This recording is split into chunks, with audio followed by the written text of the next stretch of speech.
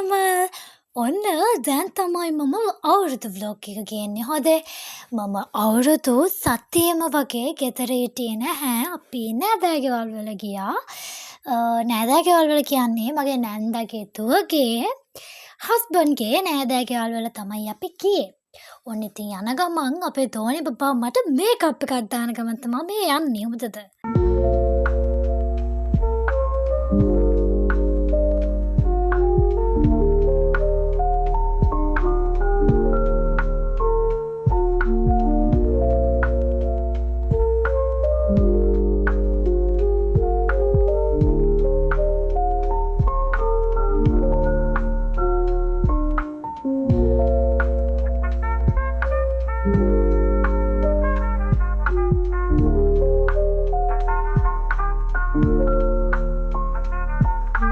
ඔන්න ඉතින් අපි ගොඩාක් දුර ආවට පස්සේ කන්න නතර කරා. අපි මේ යන ගමන් ඉන්නේ කොලියාපිටි. මොකද යාළුවෙක්ගේ ගෙදර තමයි අපි යන්නේ. ඒ පැත්ත හරිම ලස්සනයි. අපි ගිහින්ම බලමුකෝ ඉතින්. ඔන්න දැන් අපි කොලියාපිටියට ඇවිත් තමයි ඉන්නේ. අපි මෙහෙනම් නැවතින්න තමයි ආවේ. හැබැයි අපි හිටියේ නෑ. මොකද හවස් වෙද්දි මාරම විදියට වැස්සා. ඉතින් අපි හිතුවා දැන් මේගම ගියොත් හොඳයි කියලා. ඉතින් අපි හවස් වෙලා මේගම ගියා. මේ නම් ළමයි තියෙන්නේ අකුණක ගහ වහින වෙලේ අයියගේ මල්ලිගේ දුවන්ත සටනක්. හොඳ ඒ දෙන හැම වෙලේම ওই විදියට තමා හැම ගෙදරකම අයියලා මල්ලිලා මෙහෙමද කියලා මම නම් දන්නේ නැහැ.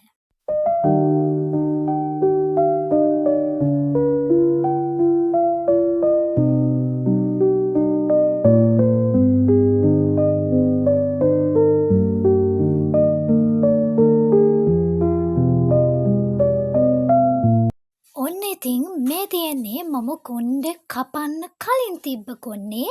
ඔයිට වඩා දිගට තිබ්බා. හැබැයි මට බැච් පාටිය වෙලේදී කපන්න උනා කොණ්ඩේ එක ගානට.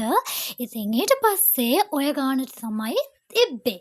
ඉතින් ඒ කොණ්ඩෙත් මං කැපුවානේ දැන්. අපිට රෑ 8 විතර වෙද්දී මේගමට යන්න පුළුවන් වුණා. මේගම ගිහින් පස්සේ දවසේ තමා මේ. මට එරන් බබා ලස්සන මලක් දැක්කොත් අනිවාර්යෙන්ම කඩලා ගෙනත් දෙන්න පුරුදු වෙලා දැන් එයා. ඉතින් ඊට පස්සේ අපි ගියා නැන්දගේ දුවගේ හස්බන්ඩ්ගේ ගෙදර. එයාලගේ ගෙදරට පැත්තේ තමා තියෙන්නේ මේ තැන. මාරම ලස්සනයි. ඉඳගෙන බලාගෙන ඉන්න පුළුවන් ඕන තරම් වෙලා.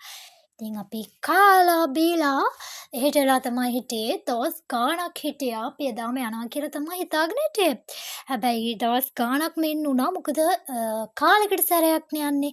ඒ හින්දා ඉතින් හැම නෑදෑ ගෙදරකින්ම එන්න කියලා තිබ්බා. ඉතින් යන්න උනා. මම බලාගෙන ගියේ දවසක් නැවතිලා ඉන්න.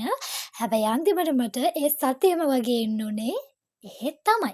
කට්ටිය මාළු බාන ගමන් හිටියේ මේ මාළු බාලා අල්ලගත්ත මාළුවෙක් තමයි ඉන්නේ.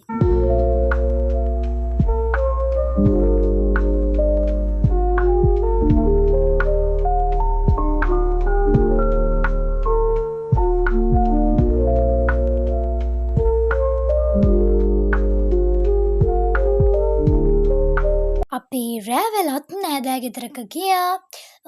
එහෙදී ලස්සන බව් පැටියකුත් හම්බුණා. හොඳයි ඔයාලා නම් ආස ඇති. මම නම් එහෙම ආස නැහැ. මොකද එයාලා මැරුණාට පස්සේ දුක හිතෙන හින්දා මම කැමති නෑ හොරතා සත්තු ඇති කරන්න.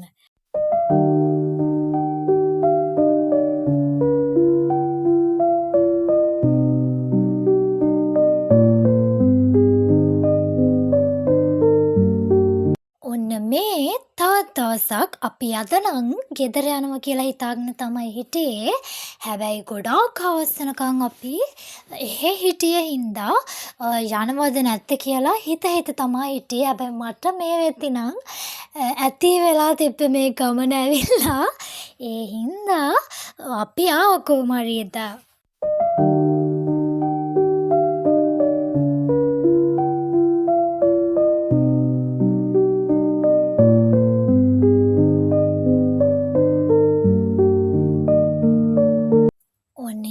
ගෙදර ඇවිල්ලා නැන්දලගේ කොටුව හැදෙන නැවුම් කෝඩි ගෙඩියකුත් කෑවා. ගෙදර එන එක තරම් සතුටක් නෑ කියලා දැනුනේ මට එදා තමයි ළමයි. ඊට පස්සේ ඉතින් දවස් ගානක මං දාපු ඕඩර්ස් ගොඩාක් ඇවිත් තිබ්බා මං නැති දවස් ටිකට. ඒ ටිකත් අන්බොක්ස් කරපු එක තමයි කරේ. එන්නකො යන්න මේ තවත් දවසක්. මා යෂානී දැන් මේ යන්නේ ගොඩාක් ලොකු වැඩකට. අපි උදේට කාලා මුලින්ම වැඩ පටන් ගමු. හොඳේ.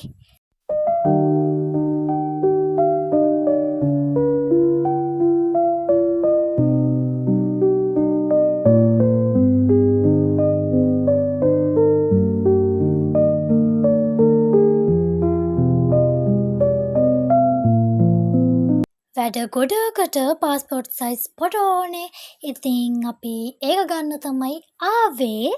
හරිම කැතයි හැබැයි ළමයි ගත්ත ෆොටෝ එක නම් මාරව කැතයි. මම ආයෙමත් වෙන ෆොටෝ එකක් ගහගත්ත ළමයි. ඒ හින්දාම ඉතින් ඔහොමම දවල්ටත් කාලා ගෙදර ආවා. ආවට පස්සේ මගේ ඕඩර්ස් වගේක් එන්න තිබ්බා. ඒ ටිකත් ගත්තා. මං කිව්වනේ ඉස්සරහට මගේ ජීවිතේ අලුත්ම පරිච්ඡේදයක් එන්නේ කියලා. ඉතින් මං ඒකට ලෑස්ති වෙන ගමන් තමයි ඉන්නේ. ඉතින් මේ ඒකට ගත්ත ඇඳුම් වගේක් හැබැයි මම මේවා දැනටවත් ඇදලා ඉවරයි ළමයි. හොඳේ. අලුත් පරිච්ඡේදයකට ඇඳුම් ගත්තට මම මේවා දැනටවත් ඇදලා ඉවරයි. මට අලුතින් දෙයක් ගත්තට පස්සේ ඒක පාවිච්චි කරන්න ඕනේ ළමයි. මට එතකන් නිින්ද යන්නේ නැහැ. කොච්චර ස්පෙෂල් දෙයකට වුණත් අලුතෙන් ඇඳුමක් ගත්තම ඕක තමයි වෙන්නේ ඉතින්. හරි එන්නකෝ අපි දැන් යමු මගේ යාළුවයි ගෙදර. මම එහෙ ගිහින් දවසක් විතර ඉන්නවා. මොකද මම මේ යන්නේ අවුරුදු උත්සවයකට. හැබැයි මම වීඩියෝ නම් මුකුත්ම ගත්තේ නෑ. ඒ අවුවේ මොන වීඩියෝද ළමයි. මට මතක් වුණෙත් නැහැ වීඩියෝ ගන්න.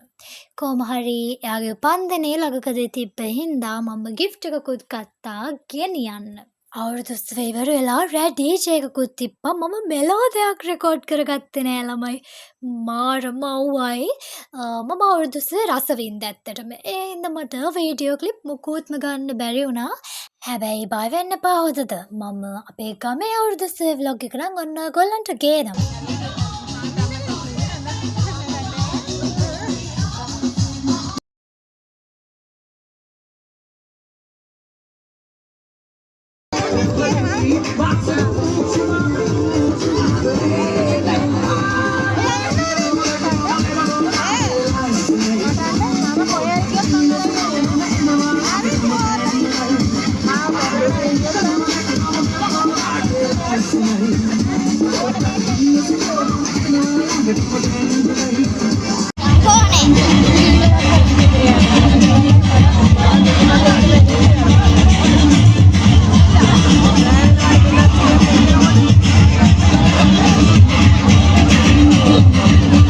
අපි දෙන්න හම්බුනේම මාස 6කටත් වඩා පස්සේ.